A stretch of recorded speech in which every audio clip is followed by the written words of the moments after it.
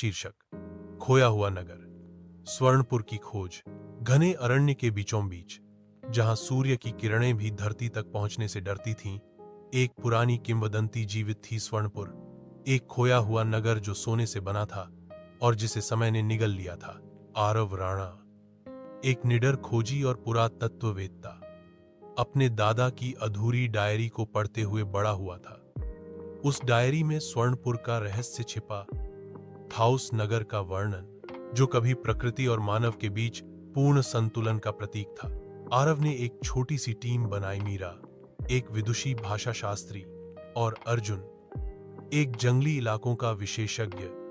वे मध्य भारत के एक दुर्गम जंगल में पहुंचे, जहां हर कदम मौत से मुलाकात कराने वाला था। रास्ते में उन्हें विषैले सर्पों, दलदलों और भूले हुए आदिवासी रहस्यों का सामना करना पड़ा।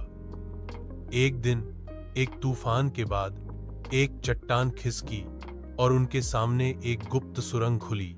उस सुरंग के अंत में था स्वर्णपुर, एक नगर जो समय में थमा हुआ था। नगर की दीवारें सोने जैसी चमक रही थीं, लेकिन यह लालच से बचा हुआ था। मंदिरों के शिखर पेड़ों में समाये हुए थे और हर कोने में प्रकृति और वास्तुकला का एक अद्भुत संगम था। नगर के केंद्र में था जीवन दीपक, प्राचीन दीपक जो हरे प्रकाश से जलता था। कहा जाता था, यह दीपक केवल उन्हीं को दिखाई देता है जिनका मन शुद्ध हो। तभी एक वृद्ध साधु प्रकट हुए। उन्होंने आरव से कहा, स्वर्णपुर को ढूंढना आसान नहीं, पर इसे पहचानना और बचाना सबसे कठिन है।